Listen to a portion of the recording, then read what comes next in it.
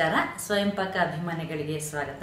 ಈ ದಿನ ನಾನು ತೊಂಡೆಕಾಯಿ ಪಲ್ಯ ಹೇಗೆ ಮಾಡೋದು ಅಂತ ಹೇಳಿ ತೋರಿಸ್ಕೊಡ್ತಾ ಇದ್ದೀನಿ। ನಾನಿಲ್ಲಿ ಮಂಗಳೂರು ಸ್ಟೋರ್ ನಿಂದ ತಂದಂತಹ ತೊಂಡೆಕಾಯಿನ ಬಳಸಿದ್ದೀನಿ। ಅಂದ್ರೆ ಅದು ಮಂಗಳೂರು ಉಡುಪಿ ಕಡೆ ಸಿಗುವಂತದ್ದೆಯ। ಇದು ಚೆನ್ನಾಗಿ ಬೇಯುತ್ತೆ, ಸೊ ನೀವು ಹೊರಗಡೆನೆ ಬೇಯಿಸಿದ್ರೆ ಇದನ್ನಾಗುತ್ತೆ। ಆದ್ರೆ ಬೇರೆ ಕಡೆ ಎಲ್ಲ ಸಿಗುವಂತಹ ತೊಂಡೆಕಾಯಿ ಇದೆಯಲ್ಲ ಅದು ಅಷ್ಟು ಚೆನ್ನಾಗಿ ಬೇಯಲ್ಲ, ಆದ್ರಿಂದ ನೀವು ಅದನ್ನ ಕುಕ್ಕರ್ ನಲ್ಲಿ ಬೇಯಿಸಿದ್ರೆ ತುಂಬಾ ಒಳ್ಳೇದು। ನೀವು ನೋಡಿರಬಹುದು ಮಂಗಳೂರು ಉಡುಪಿ ಕಡೆಯಲ್ಲಿ ತೊಂಡೆಕಾಯಿ ಪಲ್ಯ ಮಾಡಿದ್ರೆ ಅವರು ಅದಕ್ಕೆ ಗೋಡಂಬಿ ಹಾಕ್ತಾರೆ। ಅಲ್ಲಿ ಹಸಿ ಗೋಡಂಬಿ ಸಿಗುತ್ತೆ, ಅದರಿಂದ ಅವರು ಹಸಿ ಗೋಡಂಬಿನ ಹಾಕಿರ್ತಾರೆ, ಅದು ತುಂಬಾ ಚೆನ್ನಾಗಿರುತ್ತೆ ಕೂಡ। ನಿಮಗೆ ಹಸಿ ಗೋಡಂಬಿ ಸಿಗದೆ ಇದ್ದಾಗ ನೀವು ಈ ಒಣಗಿದ ಗೋಡಂಬಿನೇ 2 ಹೋಳು ಮಾಡಿರ್ತಾರಲ್ಲ ಅದನ್ನ ಹಾಕಿದ್ರು ಕೂಡ ತುಂಬಾ ಚೆನ್ನಾಗಿರುತ್ತೆ। ಹಾಗೆ ಕಾಬೂಲ್ ಕಡಲೆನ ಬೇಯಿಸಿ ಹಾಕಿದ್ರು ಕೂಡ ತೊಂಡೆಕಾಯಿ ಪಲ್ಯಕ್ಕೆ ತುಂಬಾ ಚೆನ್ನಾಗಿರುತ್ತೆ। ಬೇಕಾಗುವ ಪದಾರ್ಥಗಳು: ತೊಂಡೆಕಾಯಿ 1/4 ಕೆಜಿ, ಸಾಸಿವೆ 3/4 ಟೀ ಸ್ಪೂನ್ ಅಷ್ಟು, 1/4 ಟೀ ಸ್ಪೂನ್ ಅಷ್ಟು ಒಗ್ಗರಣೆಗೆ, ಉಳಿದಿದ್ದು ಮಸಾಲೆ ರುಬ್ಲಿಕ್ಕೆ, ಉದ್ದಿನಬೇಳೆ 1/2 ಟೀ ಸ್ಪೂನು, ಕಡಲೆಬೇಳೆ 1/2 ಟೀ ಸ್ಪೂನು, ಅರಿಶಿಣ ಹತ್ರ 1/4 ಟೀ ಸ್ಪೂನು, ಮೆಣಸಿನಕಾಯಿ ನಾನು 4 ಇಟ್ಕೊಂಡಿದ್ದೀನಿ, ನಿಮ್ಮ ಖಾರದ ಅಪೇಕ್ಷೆ ಮೇಲೆ ಹೆಚ್ಚು ಕಡಿಮೆ ಮಾಡ್ಕೊಳ್ಳಿ, ಕರಿಬೇವು ಒಂದು 15 ಎಲೆ, ಕೊತ್ತಂಬರಿ ಸೊಪ್ಪು ಸ್ವಲ್ಪ, ಎಣ್ಣೆ 1.5 ಟೇಬಲ್ ಸ್ಪೂನ್ ಅಷ್ಟು, ನೀರು ತೊಂಡೆಕಾಯಿ ಮೇಲೆ ಡಿಪೆಂಡ್ ಆಗಿರುತ್ತೆ, ಯಾಕಂದ್ರೆ ಕೆಲವೊಂದು ತೊಂಡೆಕಾಯಿ ಚೆನ್ನಾಗಿ ಬೇಯಲ್ಲ, ಅವಾಗ ನೀರು ಜಾಸ್ತಿ ಬೇಕಾಗ್ಬೋದು। ನಾನೀಗ ಇಲ್ಲಿ 1/4 ಕಪ್ನಷ್ಟು ಇಟ್ಕೊಂಡಿದ್ದೀನಿ, ನೋಡ್ಕೊಂಡು ಹಾಕೋಣ।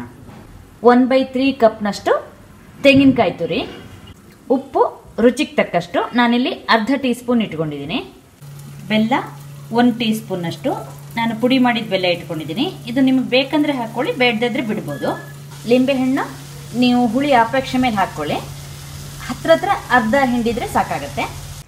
ಈ ತೊಂಡೆಕಾಯಿ ಮುಂದೆ ನೋಡಿ ಈ ತರ ಕಪ್ಪುದಿರುತ್ತೆ, ಅದನ್ನ ಹೀಗೆ ಸ್ವಲ್ಪ ತೆಕ್ಕೊಳ್ಳಿ, ಅದೇ ತರ ತೊಟ್ಟಿನ ಭಾಗನೂ ಹೀಗೆ ಸ್ವಲ್ಪ ತೆಕ್ಕೊಂಡು ನಿಮ್ಗೆ ಎಷ್ಟು ಸಣ್ಣಕ್ಕೆ ಬೇಕೋ ನೀವು ಅಷ್ಟು ಸಣ್ಣಕ್ಕೆ ಹೆಚ್ಚಿಕೊಳ್ಳಿ।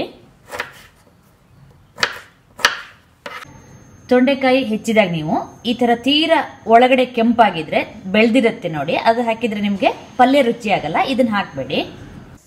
ಒಂದು ಬಾಣಲೆಗೆ ಎಣ್ಣೆ ಹಾಕಿ ಕಾಯ್ಲಿಕ್ಕಿಡಿ, ಎಣ್ಣೆ ಕಾದ್ಮೇಲೆ ಸಾಸಿವೆ ಹಾಕಿ, ಸಾಸಿವೆ ಪಟ ಅಂದಮೇಲೆ ಉದ್ದಿನ ಬೇಳೆ ಹಾಗೆ ಕಡಲೆಬೇಳೆ ಹಾಕಿ 2 ಹೊಂಬಣ್ಣಕ್ಕೆ ಬರಲಿ।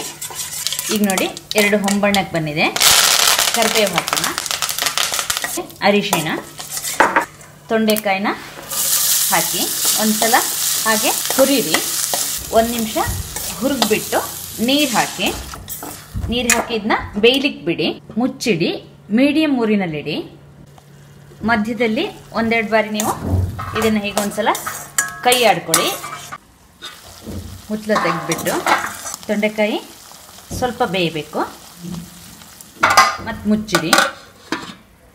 ಒಂದು ಮಿಕ್ಸರ್ ಜಾರಿಗೆ ಹಸಿಮೆಣಸಿನ್ಕಾಯಿ, ಸಾಸಿವೆ, ಸ್ವಲ್ಪ ಕಾಯಿ ಹಾಕ್ಕೊಳ್ಳಿ, ನೀರು ಹಾಕ್ತೇನೆ ಇದನ್ನ ರುಬ್ಕೊಳ್ಳಿ, ತೀರಾ ನುಣ್ಣಗಾಗಬೇಕಾದಿಲ್ಲ। ಇದು ನೋಡಿ ಸ್ವಲ್ಪ ತರಿಯಾಗಿ ರುಬ್ಕೊಂಡಿದ್ದೀನಿ, ಇದು ನೋಡಿ ಈಗ ಸ್ವಲ್ಪ ಮೆತ್ತಗಾಗಿದೆ ಇದು। ಇದಕ್ಕೆ ಮಸಾಲೆ ರುಬ್ಬಿದ್ದನ್ನು ಹಾಕ್ಕೊಳ್ಳಿ, ನೀರು ಕೂಡ ನೋಡಿ ಎಲ್ಲ ಡ್ರೈ ಆಗಿದೆ, ಉಪ್ಪು ಹಾಕಿ, ಬೆಲ್ಲ ಹಾಕಿ ಚೆನ್ನಾಗಿ ಒಂದ್ಸಲ ಇದನ್ನು ಹುರಿರಿ, ಪಲ್ಯ ಹುರಿದಷ್ಟು ನಿಮಗೆ ರುಚಿಯಾಗಿರುತ್ತೆ। ಚೆನ್ನಾಗಿ 2 ನಿಮಿಷ ಹುರಿದಿದ್ದೀನಿ, ಇದಕ್ಕೆ ಕೊತ್ತಂಬರಿ ಸೊಪ್ಪು ಹಾಕೋಣ, ತೆಂಗಿನಕಾಯಿ ತುರಿ ಹಾಕಿ, ಲಿಂಬೆಹಣ್ಣು ಹಿಂಡಿ, ಸ್ಟವ್ ಆಫ್ ಮಾಡಿಬಿಡಿ, ಚೆನ್ನಾಗಿ ಒಂದ್ಸಲ ಎಲ್ಲ ಹೀಗೆ ಕೈ ಆಡಿಸ್ಕೊಂಡ್ಬಿಡಿ, ರುಚಿಯಾದ ತೊಂಡೆಕಾಯಿ ಪಲ್ಯ ತಿನ್ಲಿಕ್ಕೆ ರೆಡಿ ಆಗಿದೆ। ಈ ತೊಂಡೆಕಾಯಿ ಪಲ್ಯ ರೊಟ್ಟಿ ಚಪಾತಿ ಜೊತೆ ತಿನ್ಲಿಕ್ಕೆ ಕೂಡ ಚೆನ್ನಾಗಿರುತ್ತೆ, ಹಾಗೆ ನೀವು ಅನ್ನಕ್ಕೆ ಕೊಬ್ಬರಿ ಎಣ್ಣೆ ಹಾಕೊಂಡು ತಿಂದ್ರೆ ತುಂಬಾ ಚೆನ್ನಾಗಿರುತ್ತೆ। ನೋಡಿದ್ರಲ್ವಾ ರುಚಿಯಾದ ತೊಂಡೆಕಾಯಿ ಪಲ್ಯನ ಹೇಗೆ ಮಾಡೋದು ಅಂತ ಹೇಳಿ। ನೀವು ಕೂಡ ನಿಮ್ಮ ಮನೆಯಲ್ಲಿ ಈ ಪಲ್ಯವನ್ನು ಮಾಡಿಬಿಟ್ಟು ನಿಮ್ಮ ಅಭಿಪ್ರಾಯ ನಮಗೆ ತಿಳಿಸಿ। ನಮಸ್ಕಾರ।